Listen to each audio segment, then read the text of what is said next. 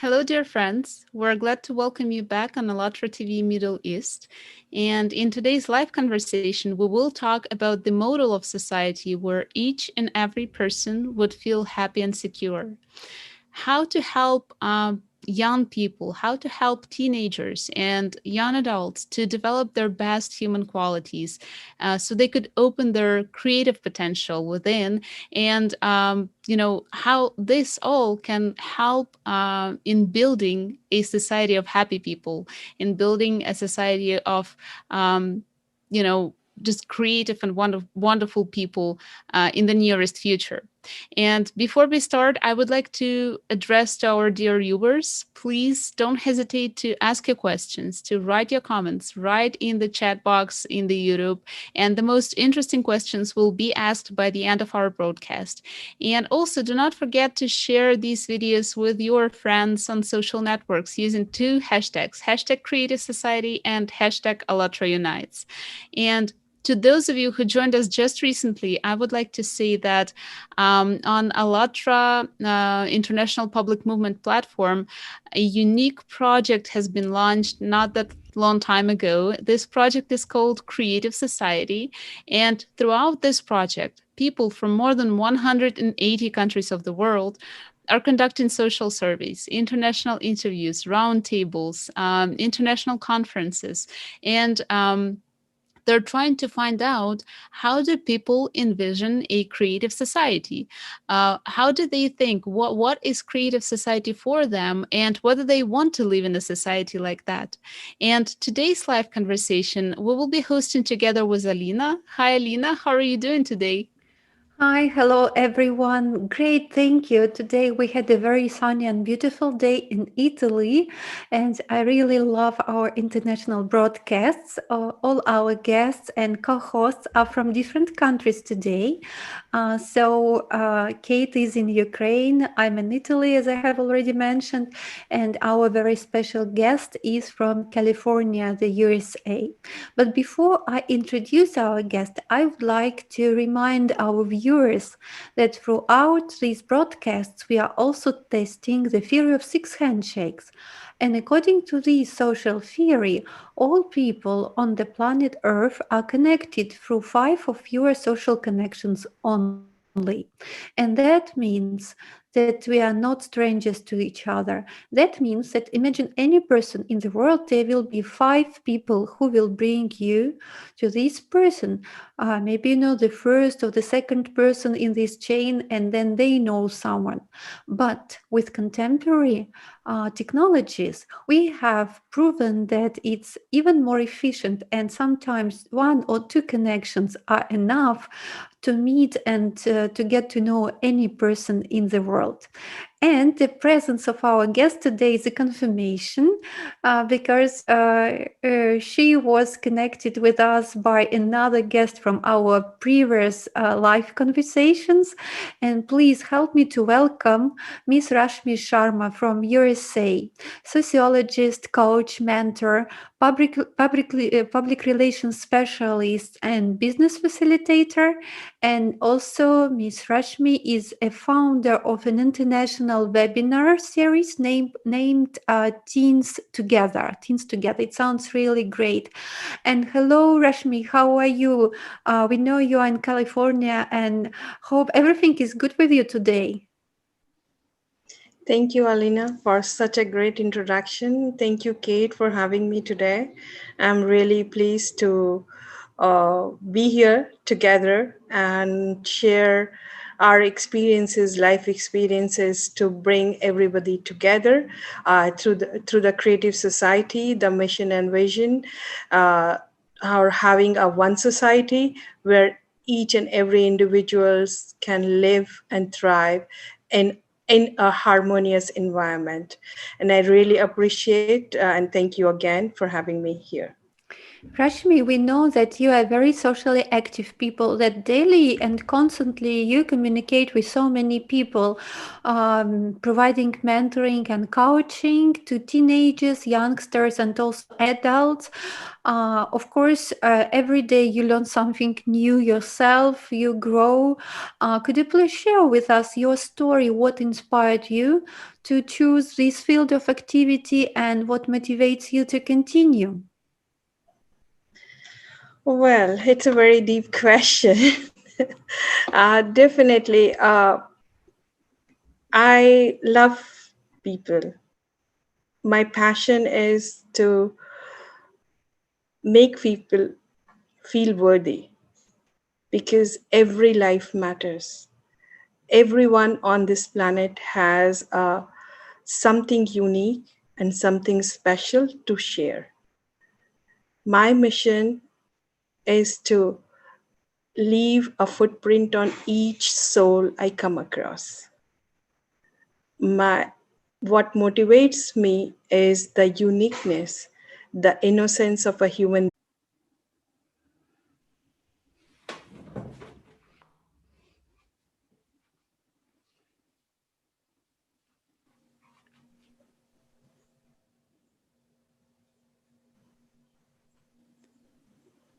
So I guess we can continue answering the first question about the motivation, like what motivates you? Where do you find this inspiration to do what you do in life? My motivation comes from people. Like I energize myself on the energies of others and utilize it to give back them some kind of a, at least to some degree, some clarity on who they are and what they are trying to become, why dreams are important, and what we can do as a human to achieve our own dreams. So dreams are kind of a vague term for the inner self desires, what you actually desire, but we call it dream in a common language because of our cultural and social conditioning and the kind of a materialistic and fast paced society we live in now. The first step we take is to ignore the voice of our inner self. We don't want to go and look deep because it's frightening, it's fearful, it's uncertain. And people feel that those uncertainties can lead to failure in life. They associate their fear with the failure. That's why my mission is to touch every soul I come in contact with within this lifespan of mine and give them, try to give them or instill them with their own self. How who they are, what they try to become is is the the life journey. It cannot be done in a day, but once you start bringing your awareness to who you are, like it's a very famous quote, from eyesight to insight. We are more aware about our surroundings because our five senses can feel it, can see it. Since the insight is untangible, we cannot see it, we cannot look at it. So, as a human being, we tend to avoid that.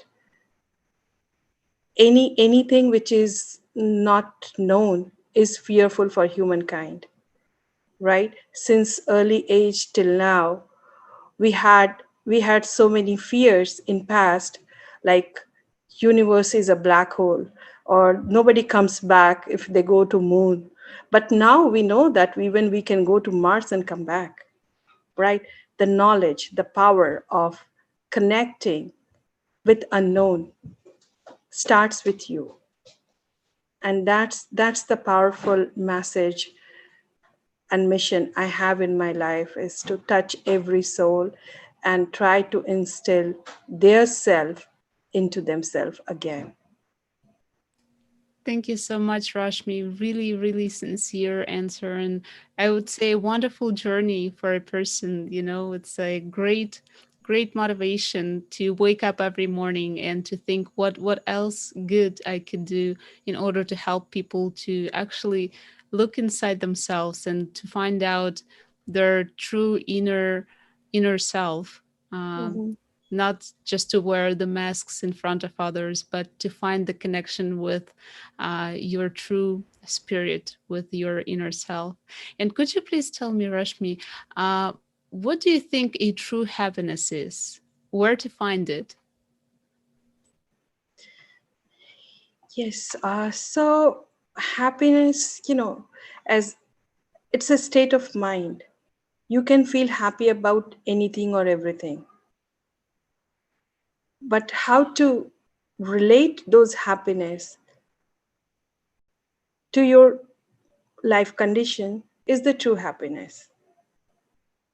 Sometimes people see happiness in materialistic gains.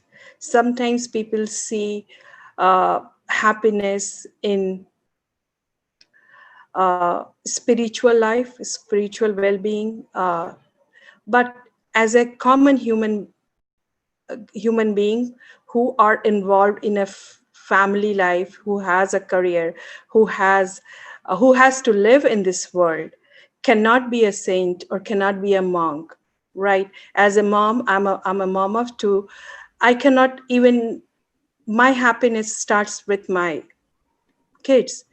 And the reason I tell you, because I see life in them, I see hope in them, I see future, right? And that's the kind of a happiness. What you relate with, what matter most to you, is your happiness, right? And it's just a state of mind. You can feel happy for 2 minutes, then you feel sad about something, another few seconds. But it just that the happiness is, I think, the most practical example of being happy is present to the right very moment every time you are there. The happiness is connecting yourself with where you are, whom you are with, and valuing valuing those moments is the true happiness. Absolutely. So that's not how much money you have in your bank account. That's not how big is your house, and that's not how expensive is your car. That's not how popular you are, because even those people who achieved all it, they still don't feel happiness if they don't find the source of happiness within themselves. And the truth is, as you mentioned, we are happy when people around us happy. And as example, you brought an example of your children, and also we can see that actually also when we communicate with any person near us, if this person is happy, we feel happier. So we are so much interconnected between each other that I would like to ask you about the topic of the creative society. How do you envision such a society where everyone feels happy, there we all live prosperously and comfortably? How could you describe such a society? I think any society can be a creative society if we are ready to embrace each other. The whole issue of resentment in any community or any society starts because we are not ready to embrace each other. We are not ready to open up our own heart and accept that nature had designed us differently, yet we are one. If you go out and seek some wisdom from nature, you'll see that pla- lots of different plants are there. Shapes of the leaves are different. Shapes of the trees are different. Shapes of the insects, the butterflies or the moth or the all other small creatures are different. But nature doesn't treat them differently. She offers the same kind of a life support in terms of air, water, sun, temperature, or whatever you can think is needed for their survival without measuring who you are. And I think that is the gist of having any creative society, that we accept each other the way we are without enforcing any change or without enforcing to make you like me, right? Most of the conflict at a family level, community level, society level, at even at the country or international level happens because we want to change everybody according to my wish, right? And that wish turns into a disaster because one single wish can create havoc in the peace and the harmony of at the heart of the society, right? If you are not in peace, you are not in harmony, there are so many side effects which we fail to observe. The, That means that in a creative society there is no such phenomenon as power, right? uh, I do believe in power, but for me, how power works is little different than the conventional method. For me, if you look at nature, nature has a power. You have tornadoes, you have tsunamis, you have uh, you know mm, thunder showers, lightning. It is the power of the nature, but the power should be practiced for balancing. Power should not be practiced to convert you or to change you to something else. The power is to maintain the order. I do believe in power because any kind of a from a social entity, society, community, family, if we are talking from that perspective, we all need some kind of a guideline to keep the process, keep the social fabric as they as it is, right? And that discipline or the rules or the norms, whatever you want to call it, it has to be there, and some power or uh, some practices should be there to keep it going.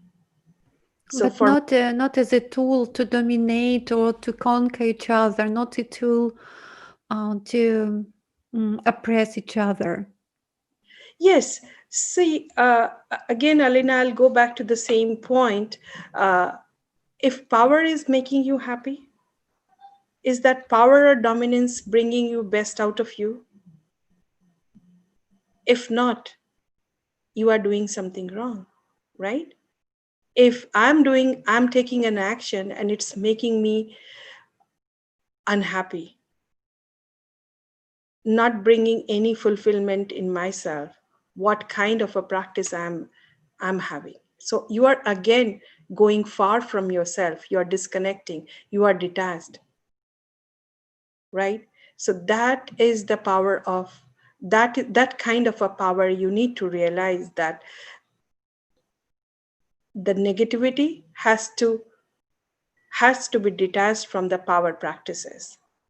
Power is to bring the order, because if there is no order, then the entire world will be a chaotic place, right? And we human being, we also like to follow certain rules, right? We need to have some kind of a prescription that what I need to do, what I need not to do, right? And that order is the power. You need not to tell me every day that you this is your responsibility. by unwritten rules or unwritten uh, mm, constitution of how human life should live is the power of human being. And I think that is the mission of that the mission aligns with a creative society where everybody knows that what their rules and responsibilities are, yet they they they try to embrace the neurodiversity of each others. Thank you so much, Rashmi. So basically, this is probably a power of responsibility and the power of being a true human being, the one that cares about others, the one that respects others, and the one that actually shares his best qualities, his best values with others as well. And could you please tell us, Rashmi, what do you think? What social assistance, what maybe work conditions should look like in the society where people could fully grow, sorry, could grow, fully show their, best qualities, their highest potential, their best qualities? What would it look like? And that's a great question, Kate. And I feel that as a human being, the basic is we all look for acceptance, right? Once there are a whole lot of other issues which goes beyond the acceptance, even at the family level, to the community level, to society level, and to even in the on the bigger international scenarios. If you don't accept each other, and what happens when you accept, you build some kind of a trust. So every human being, when we are interacting with each other, we are transacting, right? This is a transaction. It's a transaction of energy. So once you feel that you are accepted, you are into a mode of giving more, right? Bringing out best, showing your full potential.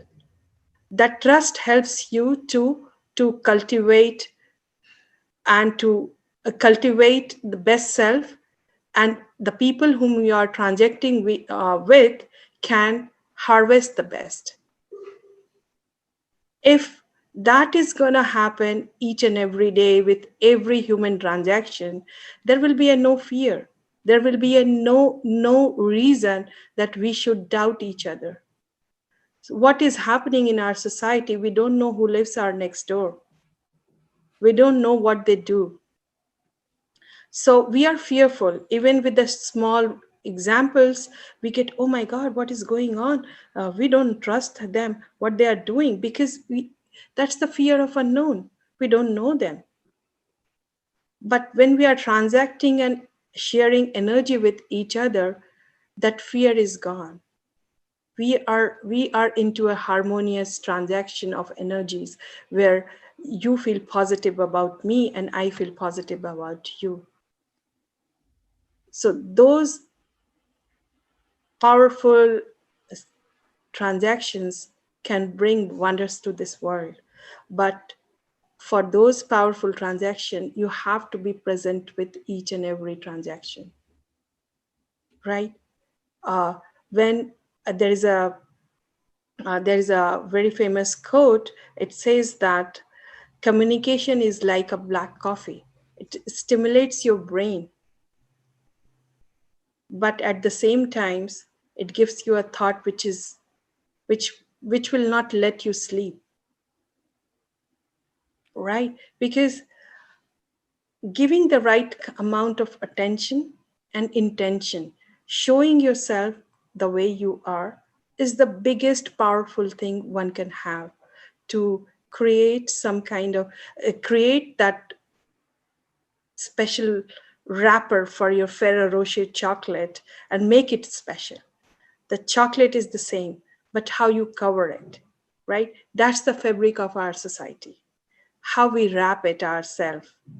We all like to be dressed with a very fine fabrics, but the same way we need to wrap our thoughts, our communication, our words with the very fine wrappers, so everybody is willing to take it, everybody is willing to enjoy it. That's the whole nugget of wisdom I can share right now. Thank you so much, Rashmi. Thank you. And can you please tell me how could your profession look in a creative society? How would it change? What positive changes do you see, for example, in a society where the perspective of your profession in a creative way? So, Alina, you want to know that how my profession can be more creative, or No, how? how will it look in a creative society? Okay. Then we built a creative society and we all live in such a society. How would your profession look like? Uh, Let me tell you very honestly, my profession will not needed in a creative society. Why? The reason is, as you mentioned in my introduction, I formed a, a international webinar series on teens together. Why? Because the education system, the social system, the social cultural conditioning detach us from the human inside us, right? And that's very powerful feeling I have, because when I'm talking about uh, teens, we always pressurize them to do well in education, uh, talk present themselves very nicely in a very gentle manner in front of others. We are just giving them instructions, right? Not not letting them to be creative. Instructions always, I keep telling my clients, my coaching guests, always that instructions makes you good managers, because you take instruction, you give instruction, you are a good manager. But when you are want to do something more, you have to be creative, you have to be original, you have to be connected with who you are and what really matters for you, what is your passion. So for me, my profession doesn't it's we don't need coaches, we don't need influencer in any creative society, because my mission is to give them the right tool from the early age. Why to create a huge gap when the person, uh, a male or a female, is already 25, 35, 45 years of age and seeking for clarity, seeking for what they really want to do and what they are actually doing in their life? There is a huge difference. So my mission is not to earn money as a coach and keep you where you are right now so I can mint money and I can call myself influencer. My mission is to become an impactor. I want to see the impact on each and every soul I came across throughout my life. And that's the power of, uh, that's the voice I want to become. I don't want to become an influencer or a coach or executive coach, or I want to coach a six-figure coach or seven-figure consultant. No, that's good to have, but is it the mission for me? No, the mission is to connect back the missing pieces of my jigsaw puzzles, which I can see, to the younger generation, to teens, to youth, to young adults, to young professionals, and give them the right tool so they don't need me in future. That's a very interesting vision, actually. The vision that their creative society, the format of the society itself, will not require additional help of people or influences. From the beginning, their young generations, the children, they will be uh, um, educated in the best creative manner to be to find the most potential of themselves and to grow and to be themselves, to trust in themselves. That sounds really great. And then I envision such a society. That's wow, that's really awesome. When we empower each other from early ages. Thank you so much for sharing. Thank you. Yes, thank you very much, Rashmi. Amazing answer, I would say. And could you please share with us what do you think each person already now can do, despite of their gender, nationality, social status, financial status? What can each person do already now to, bring us closer to the creative society, the one that we are talking about right now? I think one thing we all can do is to open up to universe, uh, seeing ourselves, not limiting ourselves. Let me rephrase my words: not limiting ourselves to our body. Our body is only a carrier of who we are, our inner self, the soul, which we call, right? The body carries our for 60, 70, 80, or 90 years or 100 years, whatever. It's a carrier, it's a mechanism, right? If you need to go to point A to point B, you need a car, right? That's the same way you have a body. But now, if you don't know your destination, how you are going to start your journey? So most of the time, people are confused, unclear, or doubtful or fearful because they don't know their destination. And 99% people keep going in circles round and round for rest of their life because they are not clear. And how to bring that clarity to yourself is to open up to the universe, open up to each other, embrace each other, see a human being beyond their hair color, their skin color, their origin of their country or the borders, or how we talk, what we eat, right? The seeing ourselves from the perspective of how universe sees us. It's a very very profound and a powerful feeling once you start opening up to a universe and see that how you are connected, right? Like the six the whole uh, concept of how we are related in six or fewer connections to each other, right? The whole theory, the similar way, if you open up, you will have a feeling and knowledge and visualization about how you are connected to the universe. We all are tiny dots, and if it's up to us, that tiny dots can create a flower, or a tiny dots can create a weapon, right? How we see each other depends on how much we open up, how much we are ready to see beyond what we see, right? uh, the the power game of our in this entire world divided human being into race, color, creed, cultures, nationalities, boundaries. But when we see each other from beyond that perspective, then we see a real human being, and that's powerful. And that's the way we should think about the entire world can be a creative world. And that's the beauty of being a human being and leveraging the technology to know each other and to form that flower from that tiny dots.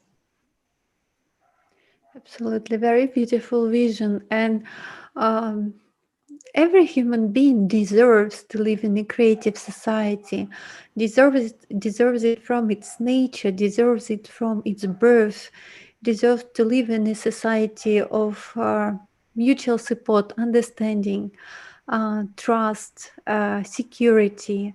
And in order to build such a society, of course, we should be united by the same goal. Otherwise, we cannot build such a society by peaceful means. And the basis of such a society are eight foundations of the creative society. These are the pillars on which such a society can be built. Dear viewers, for those who did not yet know about the Creative Society Foundations, please visit allatraunites.com and find the article The Foundations of the Creative Society and the Stages of its Constructions. It was published on the 18th of May 2020. But today I would like to shortly introduce you them. You will see them on the screen now. So, the foundations of the Creative Society are human life, human freedom, human safety, transparency and openness of information for all, the creative ideology, development of personality, justice and equality, and self governing society. Thank you very much, Alina, for such a lovely presentation. Yes, this was just a brief presentation of all foundations, and right now we would like to, really touch upon the first foundation, the human life. So you also will see the details of this foundation on the screen in a minute, and I will read it. So, human life is the highest value. Life of any human has to be protected as its own. The goal of society is to ensure and guarantee the value of each human's life. There is not and never can be anything else more valuable than a human's life. If one human is valuable, then all people are valuable. And right now, Rashmi, could you please share your understandings, your thoughts on what do you think this foundation is? How much important is it, and how valuable the foundation and the life of each person is? Well, I think we need more creative societies. We need more pillars to build the creative society in a more creative way. Most of the time, uh, we, as I say, we people think that they have to think out of the box, but I think first we need to come out of the box, because we are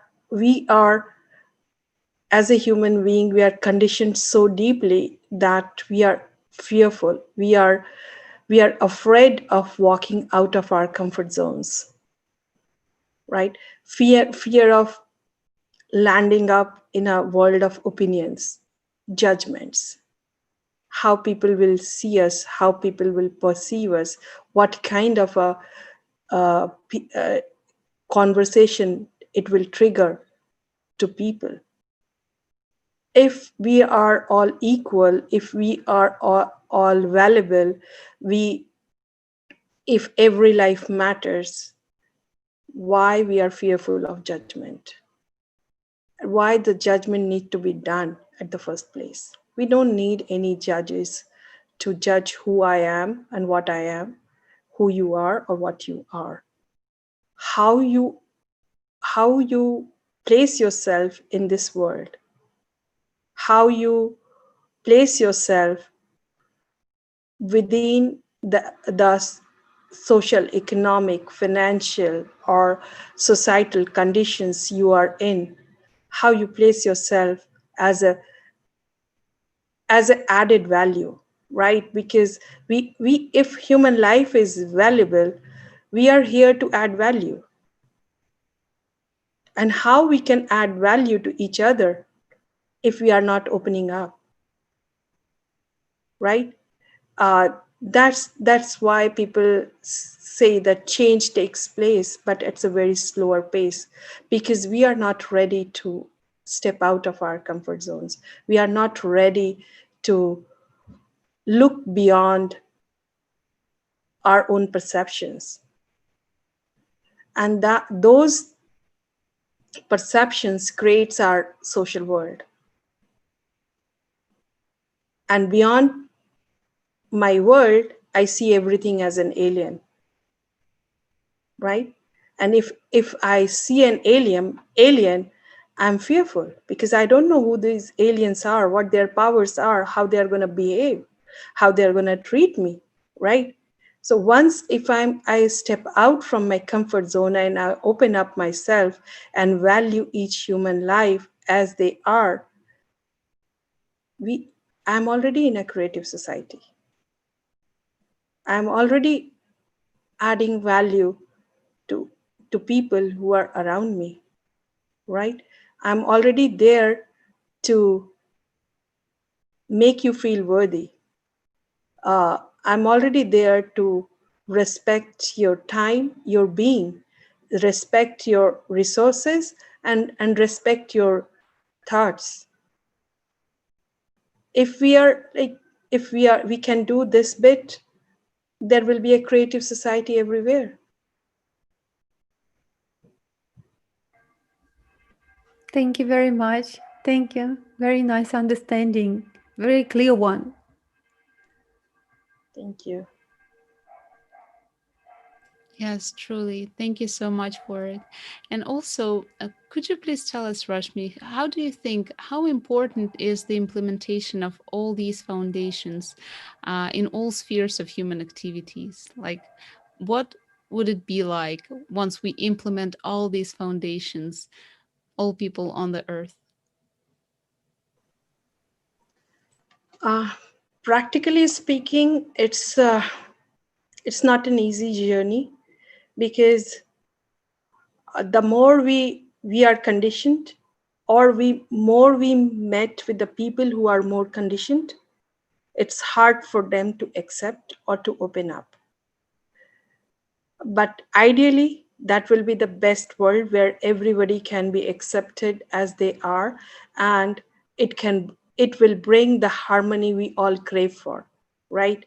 Why we need creative society? Because we need, as a human being, we are looking for acceptance.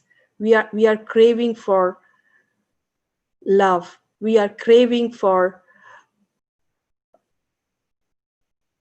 something which makes our life worthy.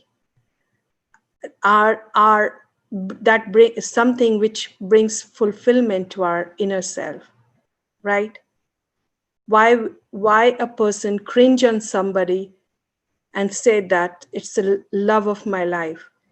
Because that person makes you feel worthy enough to live your own life, right? A love never accept to take away something from you, but to give something more to you. That's the whole purpose of human life, that adding value to each other's life. And it can be done in any way possible. It just have to be creative, as you say. Just break that the the innovative bulb need to just flicker in your mind and you have a new idea. And trusting your new ideas is the core to become one from the creative society, right? How I can see myself in isolation and how I can see myself in public. There should be an alignment. Most of the time, the pretentious behavior of the people stop us from being creative, because my when I'm alone, how I behave, and when I'm in public, there is no alignment. And 80 to 90% people suffers from this paralysis. They are very good in public, but when they are on their own, within the four walls of their own world, they behave differently. And those are the people who are going to stand in between you, me, and creative society. Because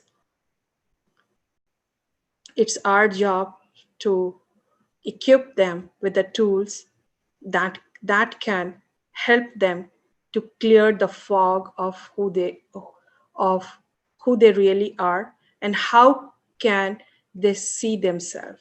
So our job as a creative society, or a part of a society where we want more harmony, more love, no boundaries, no differentiations, our job, first job, is to hold mirror, show each other that if you see yourself in the mirror and if you feel that this is the person I want to become, I love this person, be that way. But my job, or your job, or any creative society's job, is to hold mirror and make them realize that why they are standing outside, there is always a space inside a creative society. Yes, of course, there is always a space for every person in creative society, because a creative society is a society for people. There, a human is in the center of the society, and the human life is the highest value. And who wouldn't like to live in such a society? Thank you so much for your interview and all the understandings you shared with us today. It was very interesting for me to participate in our conversation today, and I'm sure our viewers enjoyed this as much as we did. But I have a last question. Rashmi, would you like to live in a creative society? I think I'm already living in a creative society because I hold mirror to so many people. I I I hold a, a responsibility to develop our youth, adult, teens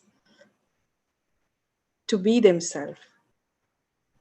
Uh, I I help them to come out from the darkest zone of themselves to the brightest zone of our creative society. I always say that the most fearsome place is inside you, because the layers of yourself is never uncovered. And this is the high time that we need, if we really want to survive as a human race, we need to have those layers unfolded. We need to seek who we really are. And once you become a seeker,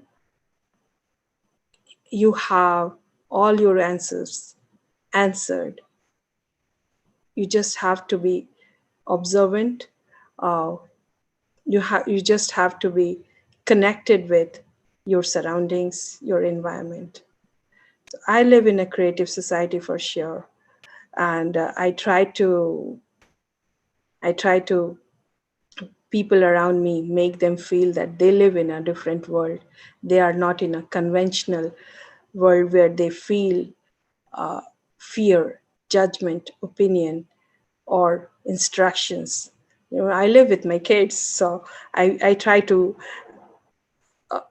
to twig my style of parenting too, but not just giving them instruction, but giving them a right tool to decide and to design their own life.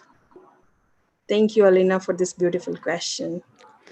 Thank you for your answer, Ashma. And dear viewers, if you would like to live in a creative society, if you want to join the creative projects of ALLATRA International Public Movement, please feel free to visit our website allatraunites.com. There you will see the red button Join. Click it and then choose a language you speak, because it's available in different languages, and answer three short questions and click join us. And hopefully next time we will see all of you, or some of you, or many of you, as Allatra TV members, as guests of our live broadcasts, or uh, in our technical team, because Allatra TV is a volunteer television which was created by people, for people. And nowadays it exists in all the world in different languages, as I have already mentioned. Yes, and also, guys, if you would like to participate in live conversations, just like we had the one today, please don't hesitate to write our email, which is uae@allatraunites.com. And also, there is an initiative, there is a possibility for you to participate in such conversations on radio in our Alatra radio podcasts.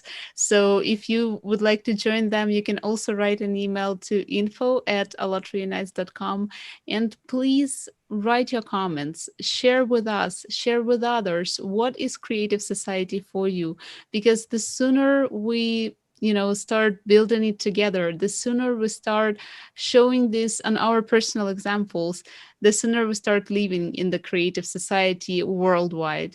Thank you very much, Rashmi, one more time for joining us today. Thank you, Alina, for hosting this wonderful interview.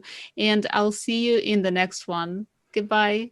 Thank you Thank so much, everyone. See you soon on Alatra TV Middle East. Bye. you.